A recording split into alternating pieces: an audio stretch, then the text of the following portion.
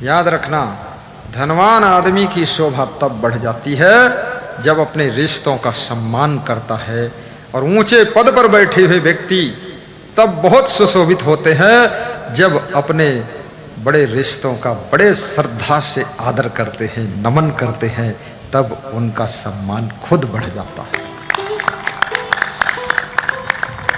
जब प्रधानमंत्री अपनी बूढ़ी मां के पैर छूता है कितना अच्छा लगता है।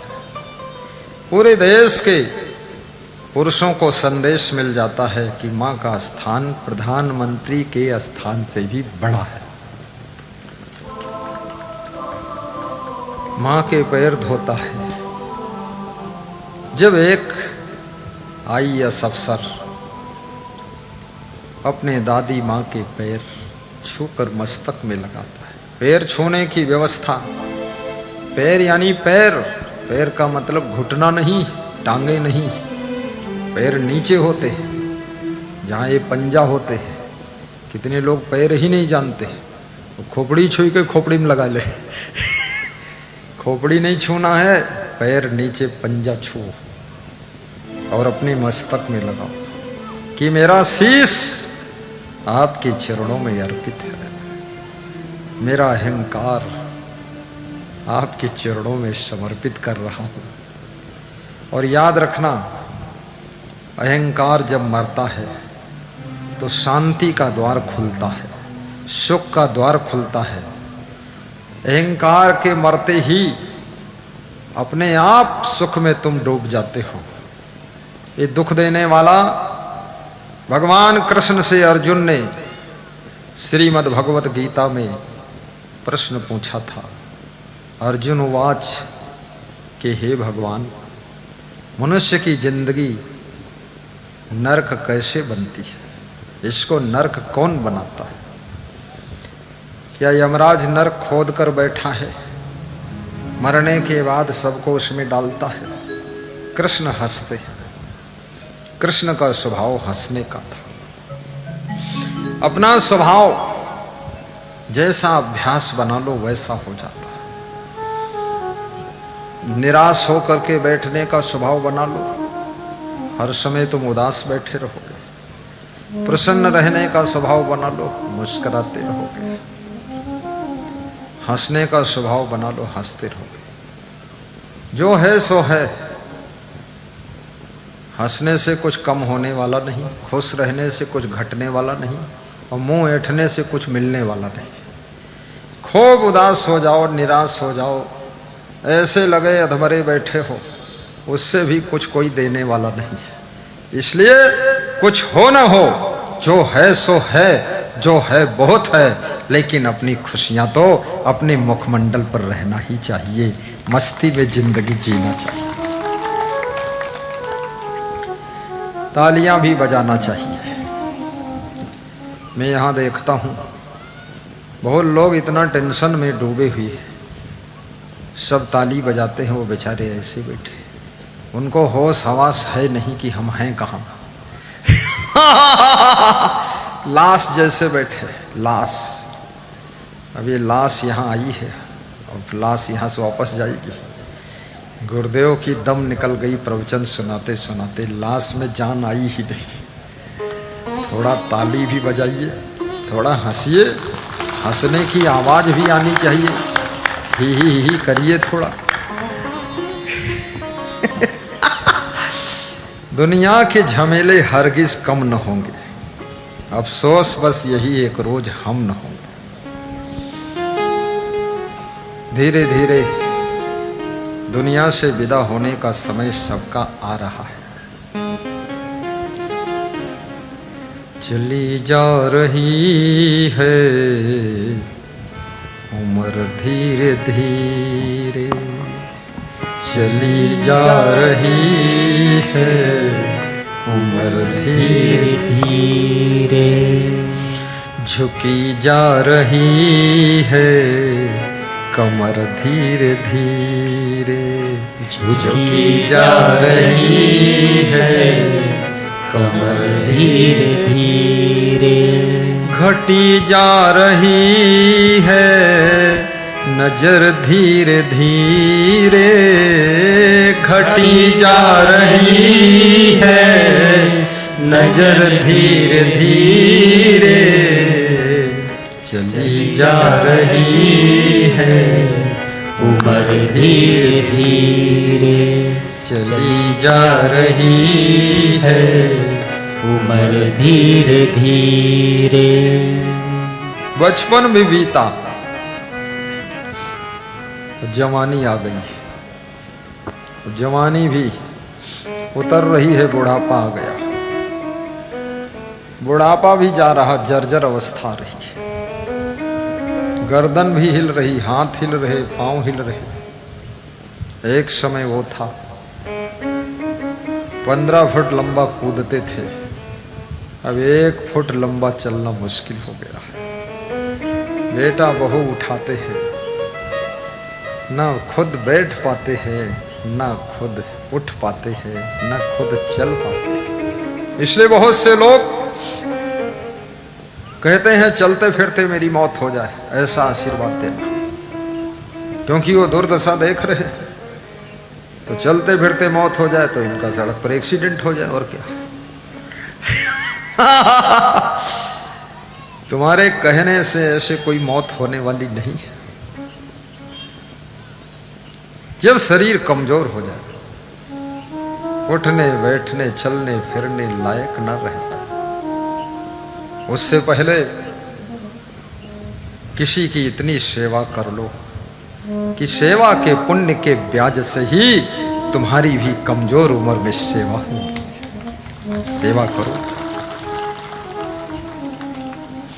क्योंकि ये संसार में जो अपने खेत में आप बोते हो वही आपको मिलता है।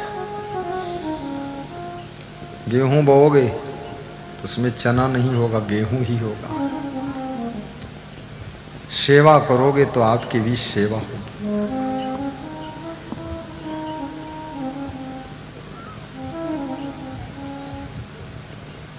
किसी को दुख दोगे तो आपको भी दुख मिलेगा। 4 वेद 6 शास्त्र में बात मिली है 2। नवनीत यादव खड़े हो जाए कोई। मैनपुरी से जिलेदार सिंह के सुपुत्र नवनीत यादव बहुत बड़े भक्त हैं गुरु जी। बैठिए।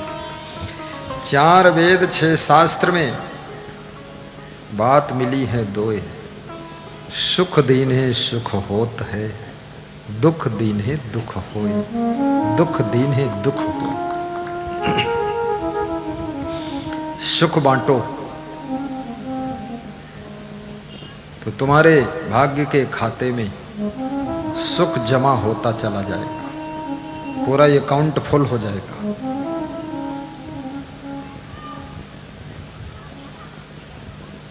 शक्कर खिला शक्कर मिले, टक्कर खिला टक्कर मिले, नेकी का बदला नेक है, बदी का बदला बदी देख ले। कबीर साहब एक बहुत बड़ी बात कहते हैं, कबीर कमाई आपनी कभी न निष्फल जाए, बोया पेड़ बबूल का आम कहां से खाए।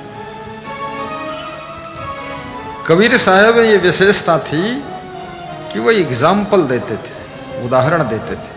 बबूल और आम का उदाहरण दिया, इसलिए कबीर की बात वजन हो जाती है।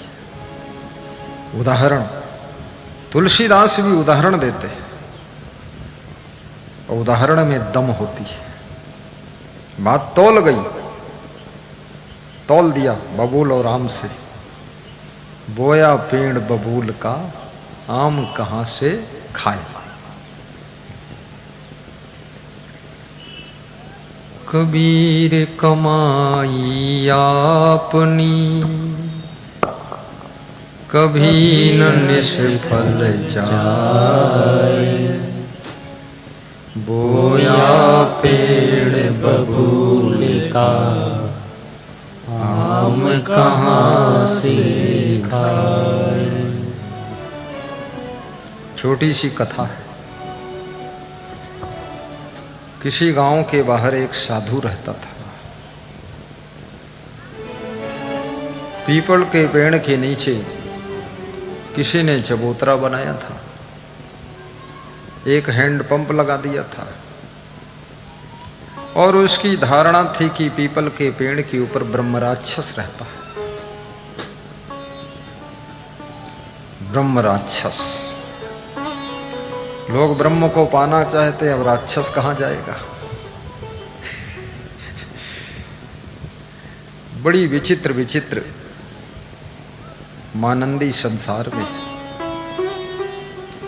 तो महात्मा उसी पीपल के पेड़ के चबूतरे पर आसन लगाकर भजन भाव करता था और गांव में जाता था तो भिक्षा मांग लेता था और बनी हुई भिक्षा लेता था किसी के घर में, जो दे दिया खुशी से।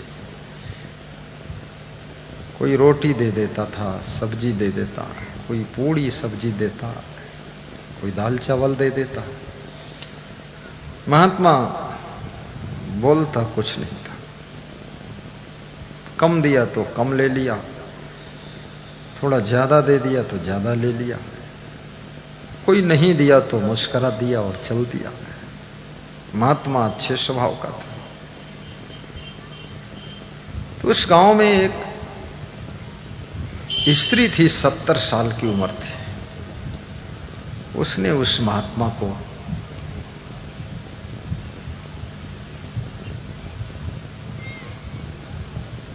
हलवा पूड़ी और सब्जी दिया। तो महात्मा सोचा इसकी श्रद्धा अच्छी है।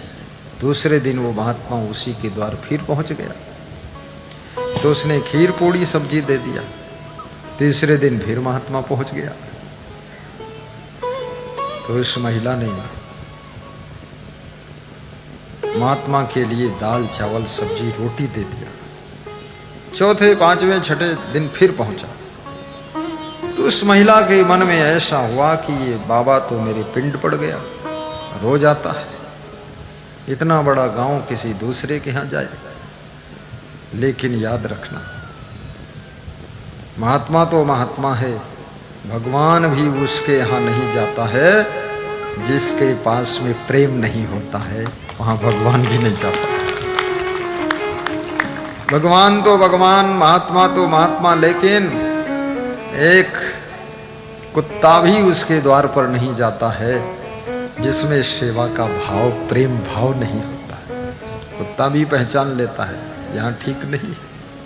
रिश्तेदार भी उसके यहाँ नहीं जाते हैं जहाँ भाव नहीं होता।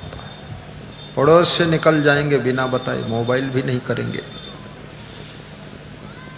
तुम्हें खबर मिलेगी तो फोन करोगे, अरे अंकल जी आप निकले थे, बताया नहीं, हमने देखा साइकिल पर जा रहे थे आप। अरे हाँ भैया थोड़ा जल्दी था इसलिए नहीं बताए, फिर कभी आएंगे। वो जानते भाव तो है नहीं, फॉर्मेलिटी है, जाना ठीक नहीं। और बिना भाव के किसी के यहाँ जाइए मत।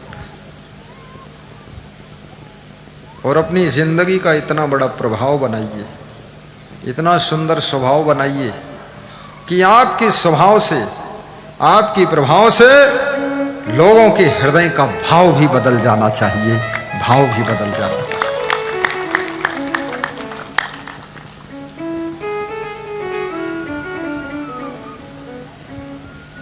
तो उस महिला ने सोचा कि बाबा को लड्डू दे दूं, तो 2 लड्डू बनाया, बड़े बड़े गुजराती लड्डू, और उसमें जहर मिला दिया कि बाबा खा ले, मर जाए, छुट्टी हो जाए। नहीं रोज आएगा ये। याद रखना, किसी को भोजन देना या न देना, लेकिन जहर मिलाकर मत देना, क्योंकि किसी के जीवन को समाप्त करने का आपका कोई हक नहीं है। एक मरी हुई चूहिया को आप जीवित नहीं कर सकते, तो जीवित व्यक्ति को मारने का अधिकार किसने दिया है? महात्मा लड्डू लेकर आता है, मन में सोचता है कि अब प्रेम ज्यादा बढ़ गया है। देखिए कर्म का चक्र बता रहा हूं। बोया पेड़ बबूल का आम कहां से खाए। महात्मा पीपल के पेड़ के नीचे बैठ जाता है। तब तक एक कोई भक्त ऐसा आता है जो खीर पूड़ी सब्जी लाता है। बोला महात्मा मेरा पहले खा लो, लड्डू कल खा लेना। तो महात्मा सीधा था, उसने खीर पूड़ी सब्जी खा ली, शेष बचा वापस कर दिया। और महात्मा खाने के बाद थोड़ा कंबल बिछाकर आराम करना चाहता था। उसी समय दो सगे भाई बॉम्बे से लौट रहे थे, नल में पानी पीने लगे। तो महात्मा दयालु था, उसने दोनों भाइयों को बुलाया और एक एक लड्डू दे दिया। कहा खाली पानी क्या पियोगे, लड्डू खाकर पानी पियो। कहाँ की बला कहाँ चली गई। दोनों भाइयों ने कहा महात्मा बहुत महान है, क्योंकि लड्डू इतने अच्छे थे, खुद भी मन होता हम ही खा ले, लेकिन दूसरे को खिलाना बहुत बड़ी बात है। दोनों भाइयों ने खा लिया। महात्मा ने कहा आओ बैठो, थोड़ा सत्संग भी सुन लो। सत्संग सुनाया। महात्मा ने कहा थोड़ा आराम कर लो, थक कर आए हो। आराम किया। उन दोनों भाइयों ने आराम किया तो ऐसा आराम किया कि फिर कभी उठे ही नहीं। शाम हो गई, दोनों मर गए। महात्मा ने उनके हाथ पांव हिलाया तो जान ही नहीं। महात्मा भी डर गया, ये हुआ क्या। महात्मा भागता हुआ उसी स्त्री के यहाँ गया जिसने लड्डू दिया था। बोले माता जी आपने जो लड्डू दिया था उस लड्डू में क्या कुछ और भी डाला था आपने जो नहीं डाला जाता है। बोले हुआ क्या, पहले बताओ तो, तुमने खाया नहीं। अरे आपको खाना था महात्मा जी। बोले दो भाई नल में पानी पीने आए, मैंने उनको खिला दिया, खाने के बाद वो सो गए, अब जाग नहीं रहे हैं, ऐसा नशा चढ़ा है, क्या डाला था। तो स्त्री भी डर गई कि ये लफड़ा हुआ क्या, जिसको मारना था वो तो जिंदा बैठा है बम भोला, और कौन मर गया भाई। दौड़ती हुई आई और जब चादर उघाड़ कर देखा वो दोनों नौजवान भाई मरे पड़े थे, कोई और नहीं थे, उसी स्त्री के दोनों सगे बेटे थे, बंबई में नौकरी करते थे, मरे पड़े थे। अब वो स्त्री बहुत फूट फूट कर रोने लगी कि बाबा आपने ये क्या किया। महात्मा ने कहा माताजी जो आपने दिया हमने दूसरे को खिला दिया, हमारी कोई गलती नहीं। संत का तो धर्म होता प्रसाद बांटना, इसलिए आपने क्या किया था। बोले बाबा आपको मारने के लिए मैंने जहर डाल दिया था कि तुम रोज रोज हमारे यहाँ भिक्षा लेने आते हो तो तुम मर जाओ, छुट्टी हो जाओ। महात्मा भी रोने लगे कि बेटी अगर पहले से कह देती तो मैं तुम्हारे यहाँ कभी भिक्षा लेने ही नहीं आता। तुम देती थी भिक्षा तो मैं ले लेता था, आता था। यदि ऐसा मैं समझता तो इतना बड़ा तुमको प्रोग्राम नहीं करना पड़ता, हम कभी नहीं आते। मैं तुम्हारे भाव को पढ़ नहीं पाया, मुझसे गलती हुई है। अब वो माँ कहती है मेरा तो पूरा घर अंधेरा हो गया, ये दो ही बच्चे थे और अभी शादी भी नहीं हुई थी, मर गए, अब तो वंशनाश हो गया। बहुत दुखी हुई हो। दूसरों को दुख देने की कोशिश करने वाले लोग स्वयं दुख के समुद्र में डूब जाते हैं, दुख के समुद्र में डूब जाते हैं। दयालु दिल बनाइए, दूसरों पर कृपा भी कीजिए। लोगों की गलतियां होती हैं, क्षमा भी कीजिए, लेकिन उनको भी जीने का मौका दीजिए। और मैं कहूंगा हर व्यक्ति को संभलने की जरूरत है। अन्नदान का महत्व बहुत है। आज हमारे पास में शिवपाल सिंह जी, अनीता सिंह, बहोल गांव है। उस गांव से आए, अन्नदान लाए 50 किलो गेहूं। अब ये अन्नदान, गुरु तो एक रोटी खाएगा, कल तक मैं 2 रोटी खाता था, आज से 1 शुरू कर दिया। क्यों? रोटी की कमी नहीं है। आज रात में मेरे गुरु ने मुझे सपना दिया कि तुम रोटी कम कर दो। मैंने पूछा फायदा क्या होगा इससे?